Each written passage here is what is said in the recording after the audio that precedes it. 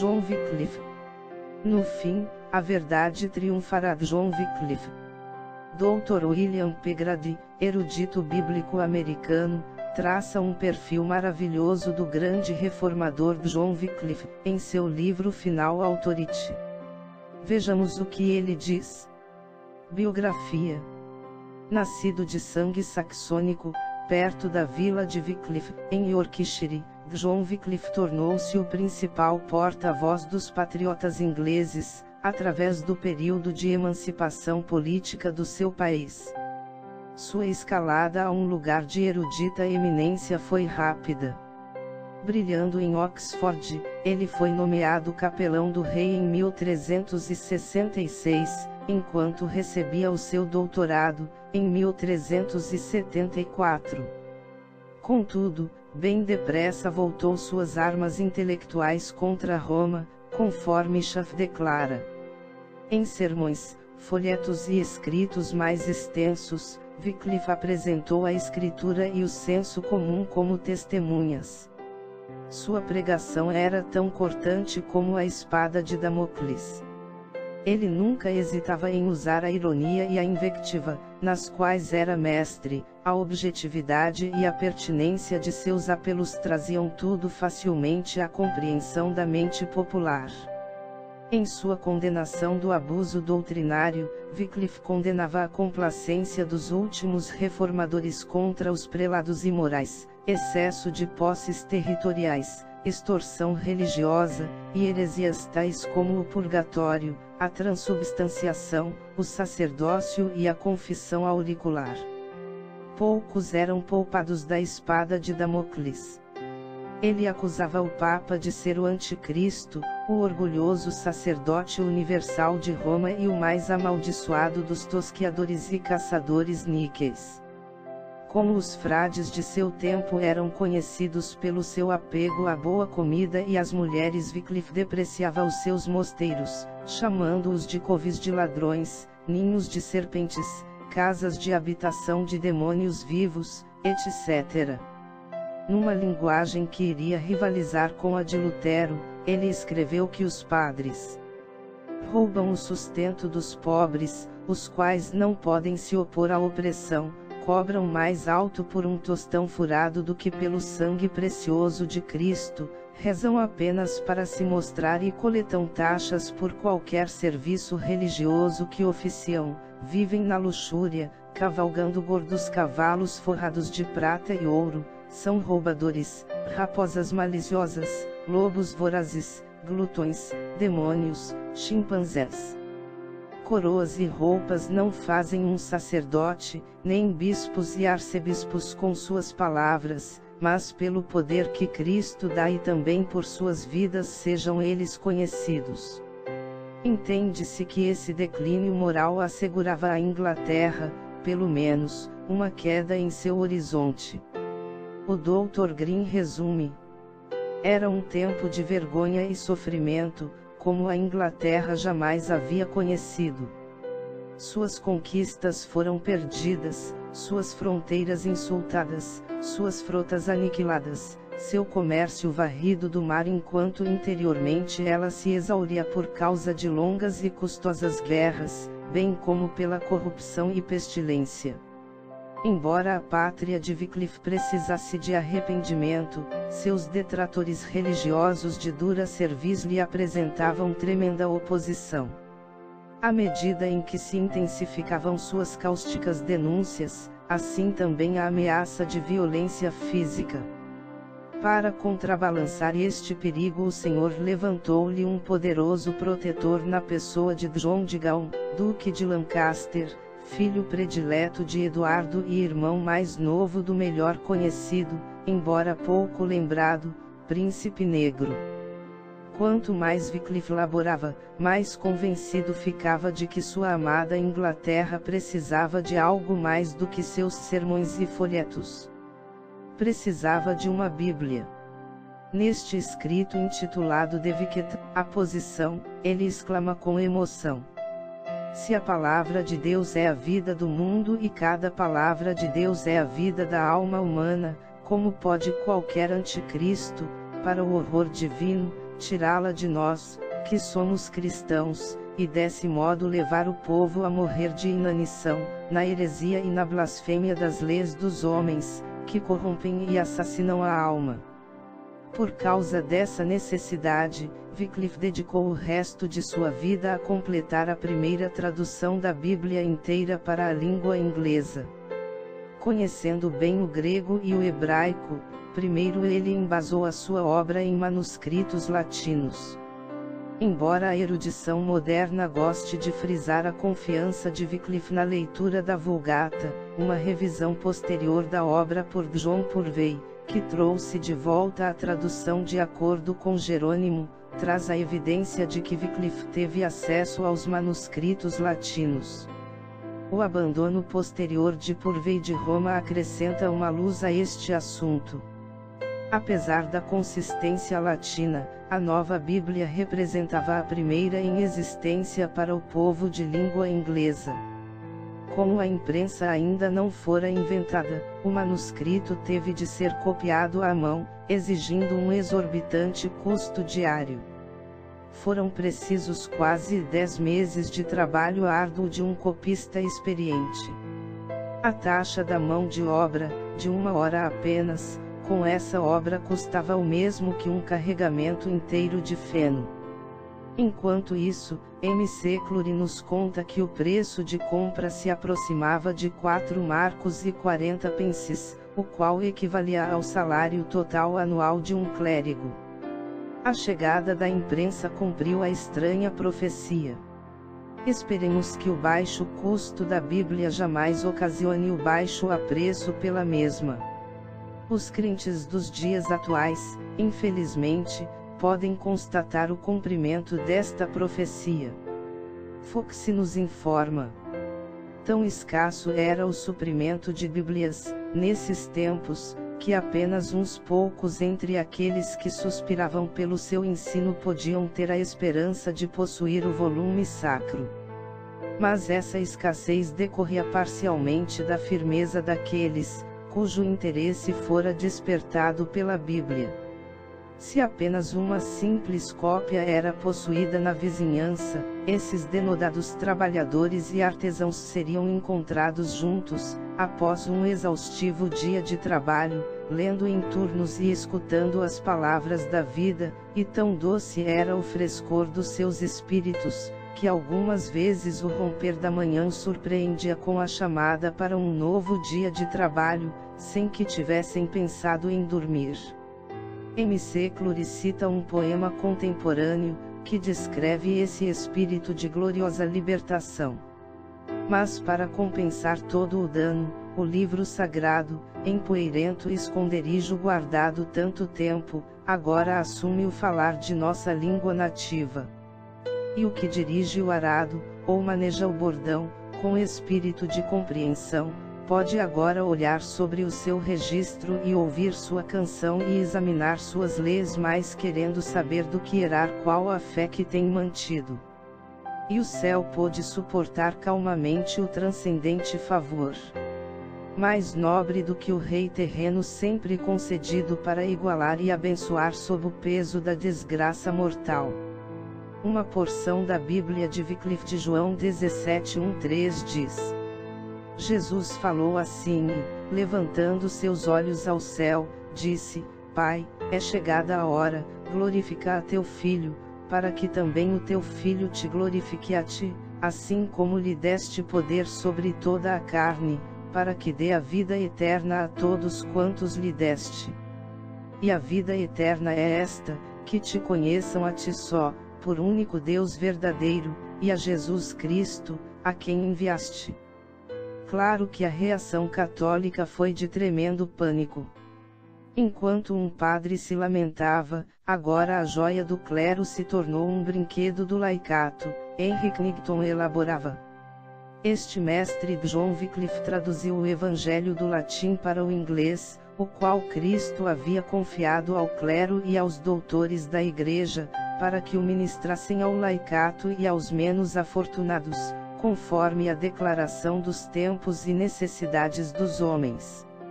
Assim, por esse meio, o Evangelho se tornou vulgar e mais aberto ao laicato, do que costumava ser para os mais letrados do clero e os de melhor compreensão. E o que antes era dádiva principal do clero e doutores da Igreja, agora se torna para sempre comum ao laicato.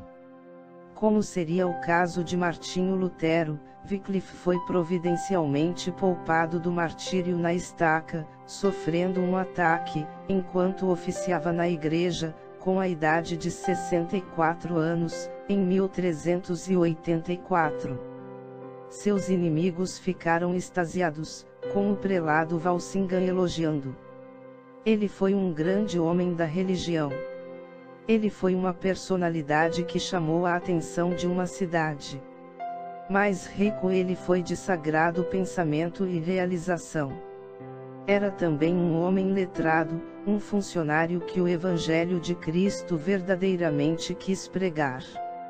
Este nobre exemplo às suas ovelhas ele deu de primeiro praticar para depois ensinar. Um pastor melhor não existe em parte alguma.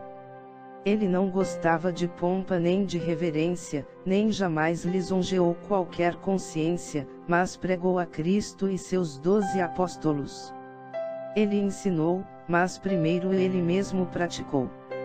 No ano de 1415, o Concílio de Constança determinou que os livros e ossos de Wycliffe fossem queimados e suas cinzas atiradas no rio Severn, que desaguava em sua cidade.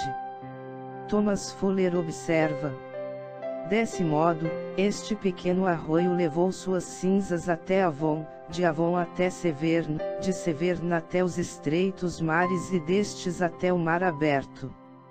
E assim, as cinzas de Wycliffe são o emblema de suas doutrinas, que agora estão dispersas pelo mundo inteiro. Por causa desses editos, muitos lollardos piedosos não tiveram a mesma sorte do seu afortunado pai. Os registros dos perseguidores locais nos contam de grupos se reunindo, aqui e ali, para ler num grande livro de heresias, a noite inteira, certos capítulos dos evangelistas em inglês. Foxe acrescenta: os lollardos eram levados a locais ermos e não frequentados para se encontrar, muitas vezes sob as sombras da noite, a fim de adorar a Deus.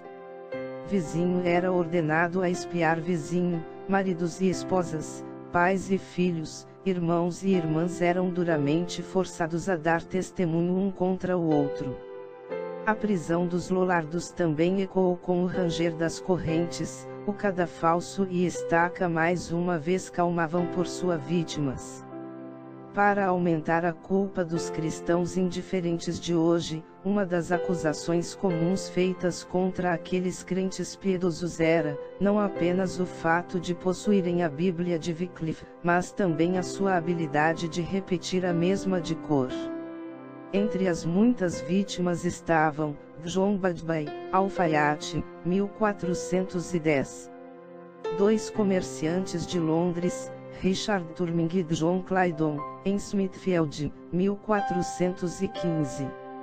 William Taylor, 1423. William White, 1428. Richard Oveden, 1430. Thomas Bagley, 1431, e Richard Vichy, 1440.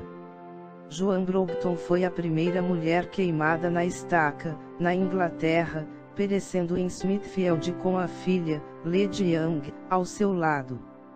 A história da verdadeira Bíblia inglesa é bem diferente da história da New International Version e de outras falsificações construídas com a preferência pelos códices Alfa e B.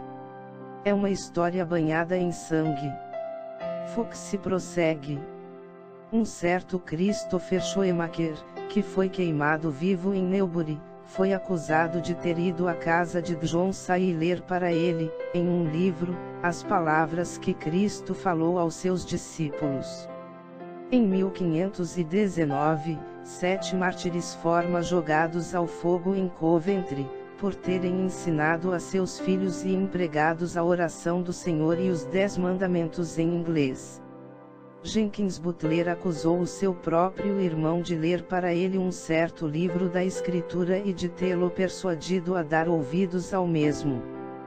John Barre, joalheiro de Londres, foi preso por ter recitado para sua esposa e criada a Epístola de São Tiago.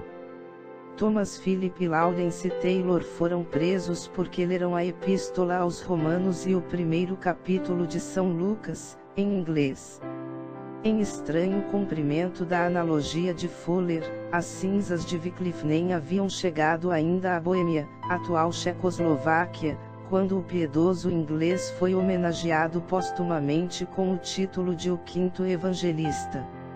Exatamente 13 anos antes que o cadáver do reformador fosse profanado, John Lewis, de 1372 a 1415, foi reconhecido como o apologista da heresia wycliffiana, na Universidade de Praga.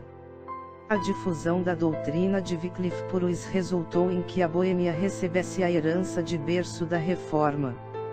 Schaff escreve sobre Lewis. É fato bem conhecido que era a causa de Wycliffe que ele estava representando e as visões wycliffianas que ele estava defendendo, e os escritos de Wycliffe eram abertamente expostos aos olhos dos membros das faculdades da universidade. Ele não fazia segredo de que seguia Wycliffe e de que desejava morrer pelas visões que Wycliffe ensinava. Quando escreveu a Richard Vichy, ele se confessou grato porque, sob o poder de Jesus Cristo, a Boêmia havia recebido tanto bem da abençoada terra da Inglaterra. Durante o Concílio de Constança, quando Lewis foi traído e condenado à morte, a sentença oficial também provou ter sido uma centelha inglesa que acendeu as chamas da Reforma Europeia. O Sagrado Concílio, tendo somente Deus diante dos seus olhos, condena John Lewis por ter sido e ainda ser um verdadeiro, real e declarado herege, discípulo, não de Cristo, mas de John Wycliffe. A influência do primeiro tradutor da Bíblia pode ser rastreada, indiretamente, ao reformador florentino Savonarola, de 1452 a 1498. Colocado aos pés de Lutero e ao lado de Wycliffe Lewis, no Monumento da Reforma, em Worms, o dominicano convertido foi alcançado primeiramente através do ministério dos Irmãos da Boêmia. A preocupação de Wycliffe na escritura pode ser vista no desdém de Savonarola pelos seus contemporâneos ignorantes, escrevendo: os teólogos do nosso tempo têm manchado todas as coisas com o seu piche, através de suas incomparáveis disputas. Eles não conhecem o mínimo de Bíblia, sim, eles nem sequer sabem os nomes dos seus livros. A coragem de Wycliffe pode ser vista nos sermões de Savonarola descritos por Schaff como os raios de um coruscante e estrondoso trovão. Denunciando os abusos costumeiros do catolicismo, ele escreveu: começa em Roma, onde o clero zomba de Cristo e dos santos, sim, eles são piores do que os turcos e mouros. Fazem o tráfico de sacramentos. Vendem benefícios para quem paga mais. Os sacerdotes de Roma não têm cortesãs, namorados, cavalos e cachorros. Não têm palácios cheios de tapeçarias, de sedas, de perfumes e parasitas. Esta parece ser a Igreja de Deus. 2 anos antes de incitar a multidão a levar Savonarola até a estaca, o perverso Alexandre VI deu ao seu corretor de apostas um chapéu vermelho, ofício de cardeal, pelo que este foi zombado pelo reformador, declarando sua preferência por uma coroa de púrpura tinta de sangue. Com tanta influência brotando de um solitário tradutor inglês durante a época do primitivo manuscrito, a invenção do tipo móvel de Gutenberg veio destinada a arrebentar as portas e com o primeiro livro completo impresso, a Bíblia de Gutenberg, em 1456, uma Vulgata latina que levou 6 meses para ser impressa, a proverbial caligrafia foi pendurada na parede. Enquanto Martinho Lutero chamava a arte de imprimir o último e melhor presente da providência, 54, o católico Overland Phillips, num sermão pregado no St. Paul Cross, em Londres, no ano de 1535, observou ameaçadoramente: vamos destruir a imprensa para que a